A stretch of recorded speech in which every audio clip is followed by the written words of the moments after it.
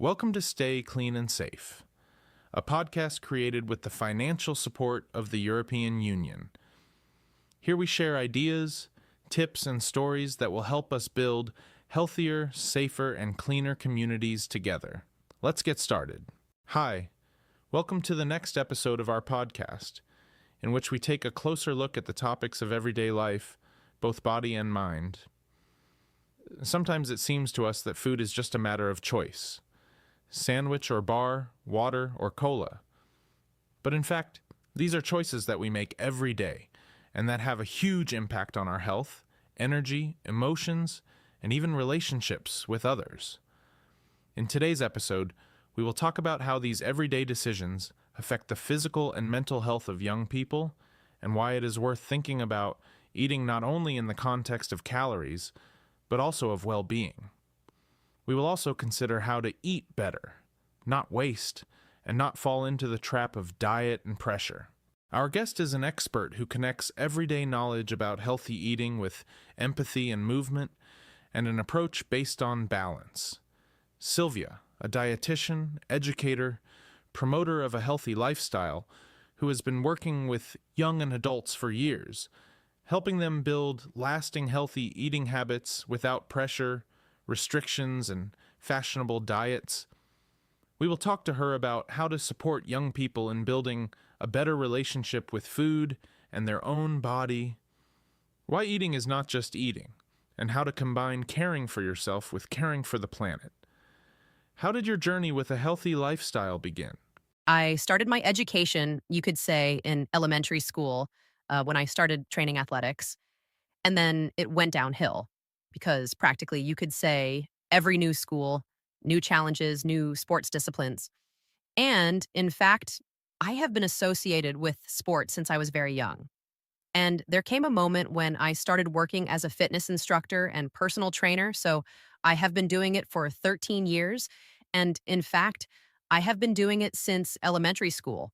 You work with young people. Tell me, what does the way of feeding an average teenager look like today? If we were to generalize it, I think that most people are very busy in today's world, and a lot of people do not pay attention to what they eat, when they eat, in what quantities, and what are the macro ingredients of food. I cannot speak for all people, but generally speaking, there are a lot of key mistakes made precisely because of the things I mentioned earlier. We do not look at what we eat, how we eat, when we eat, and what nutrients the food contains. In that case, what should be the basis of a healthy diet for a young person? I think that we should eat everything. Well, perhaps not literally everything, but most things should be eaten in the right amounts. The most important thing is to ensure your diet includes protein, carbohydrates, and fats, as well as vitamins and minerals. In reality, when putting together a diet for each person, you need to take into account their lifestyle, how their body functions, and their individual characteristics, because even genetics can tell us a lot about what diet will be right for someone. When we follow a particular way of eating, we always need to observe how it affects that specific person, whether it works for them or not. Could you give an example of such healthy meals? How to combine breakfast, lunch, and dinner? The simplest breakfast could be rye bread, and here I'd also recommend finding a good bakery and choosing high-quality bread.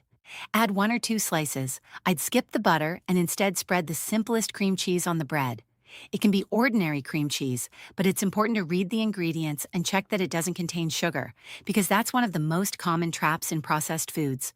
You can also add an egg, mozzarella, light or regular, it doesn't really matter, and, of course, vegetables. If you're having a sandwich, you can add fruit, plain yogurt, or a little more vegetables. You can also make a simple spread, for example, with tuna, eggs, or cheese. Add some sun-dried tomatoes for a tasty and light touch. This meal will contain carbohydrates, protein, and fat. When it comes to the next meal after breakfast, it's a good idea to have a small snack about 2 to 3 hours later. This could be an energy bar, for example, one with good ingredients, of course. It's important that the macronutrients in our diet are balanced. It could also be a fruit or yogurt. It's always a good idea to make sure there isn't too much sugar in it. For lunch, grains are a great choice, preferably buckwheat since it's very nutritious, or bulgur, for example.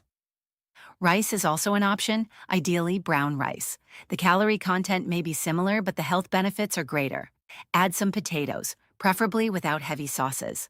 A piece of meat is fine, but it's important that it isn't deep fried. It's best to bake it in the oven, steam it, or lightly sear it, and then finish baking. Of course, add a selection of salads or pan-seared vegetables. We try to avoid mayonnaise and heavy sauces, as they significantly increase the meal's calorie content and reduce its nutritional value. In the evening, it all depends on your individual needs, because some people eat more while others eat less. I think you can have some fruit or vegetables then to keep your energy up, especially if you train a lot or are very active and need more calories. Dinner also depends on individual needs. You can have a protein shake or make a salad with mixed greens, tuna, or chicken, add olives, tomatoes, cucumbers, basically anything you like, and a light vinaigrette. That's quick to prepare too. Some people are convinced not to eat after 6 p.m. or to skip dinner at all. Do you think this is a good habit, and is it worth eating? I think it's worth eating, but it all depends on the lifestyle we lead. If someone works in an office and barely moves, then it may indeed be enough for them to eat their last meal around 6 p.m. and not eat again until morning. But you also have to consider how many calories that person consumes during the day, because if there aren't enough, they may get hungry late in the evening, which could disrupt their sleep. On the other hand, if we lead an active lifestyle, go to the gym at 6 p.m. and do an intense strength, conditioning, or cardio workout, it's definitely worth eating something after such a workout. The body loses a lot of energy then, and to recover properly and sleep soundly, it needs to be supplied with fuel.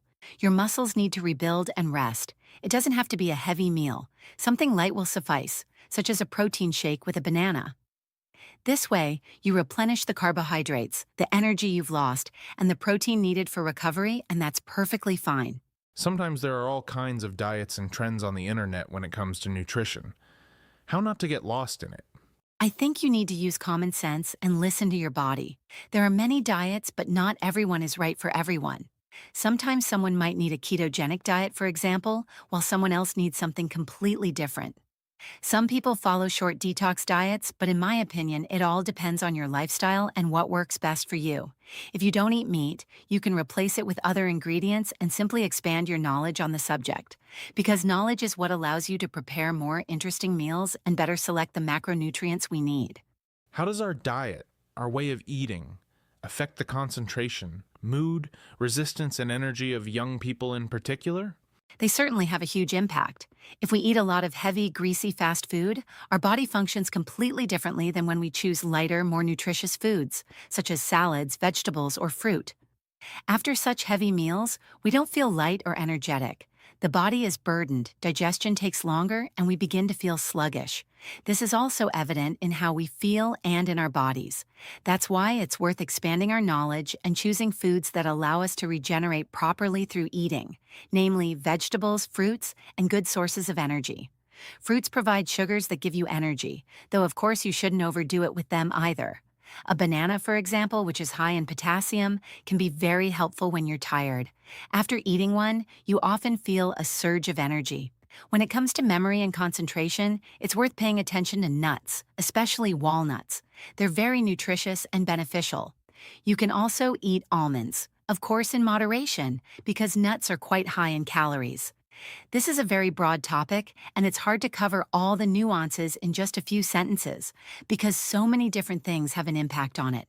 However, I believe that eating pizza once a week or once every few days isn't a bad thing, provided we try to choose slightly better options, such as pizza with vegetables, arugula, or other healthier toppings. Sometimes you just have to choose the lesser of two evils. Instead of eating a cake, we might have cheesecake. It's still something sweet, but without heavy cream, with fewer calories, and plus, cottage cheese or cheese contains protein. The most important thing is to expand your knowledge, use common sense, and practice moderation. How to talk to young people about a healthy lifestyle, about healthy eating. I think the best way is to show and explain, to raise awareness, but also to give specific examples. I often meet people who simply aren't aware of many things. They go to the store, pick up some cream cheese, and out of curiosity, I read the ingredients, and it turns out there's sugar in it. And then the question arises, why is there sugar in cream cheese for sandwiches, which doesn't have to be sweet at all? You just have to show people this and make them aware of it. Very often, it's the small steps that make a difference. When someone changes even a minor aspect of their diet, they feel the difference after just a few days. It also works psychologically. We feel better mentally even when we think to ourselves, I didn't eat chocolate today, but I ate a peach instead. That matters too. Some things work simply because of the feeling that we've made a better choice.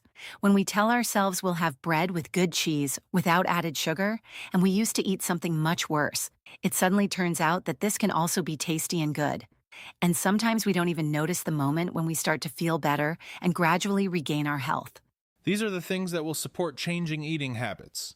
I think that, as I've already mentioned, it's very important to expand our knowledge, in other words, through education. It really does make a big difference because greater awareness gives us more room for maneuver and allows us to make more informed choices about what's good for us and what isn't. When we know and understand something, it's easier for us to make a responsible decision. Today, the primary tool for gaining this knowledge is, of course, the internet. There are also many valuable books that I highly recommend and which are worth having even in paper form. I also think that a good tool for supporting change is the gym, or more generally, an environment associated with sport and a healthy lifestyle. It's something that draws us in whether we want to or not. We'll always hear something, learn something. It's one of the best tools, though of course it requires us to get moving and leave the house. But it also has that additional health-promoting aspect we've already mentioned. We get active, we go out among people, we take our minds off our daily worries, we focus on something else, we meet others, we chat, we laugh. This mechanism starts to work, and suddenly we find that we're richer not only in knowledge, but also in new experiences and a greater willingness to make changes, because we simply see that it has a positive effect on us. I'd also like us to talk about zero waste. Can we say that this idea is connected to healthy eating? And how can it be introduced in practice? I definitely think so, because zero waste involves, among other things, not wasting food and making more thoughtful shopping choices. We don't buy everything that happens to be available or what we've always bought. Instead, we really think about our choices. If we want to change something, it requires a certain level of commitment from us.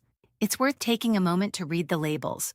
You can also use various apps that scan products or simply check the information online. It's better to buy less but more often. For example, bread with good cheese or pasta with meat. Sometimes a simple flatbread with quark or yogurt is enough.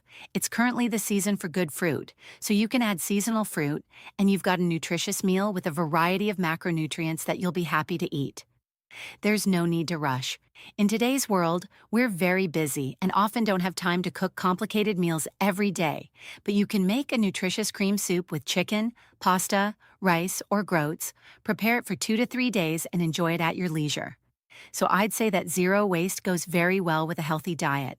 At the very end, I would like to ask for one motto or one rule that you think is worth remembering when it comes to a healthy lifestyle.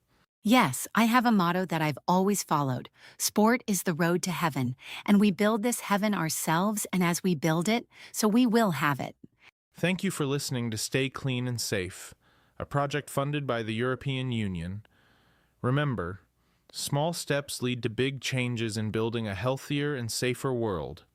Take care of yourselves and stay safe.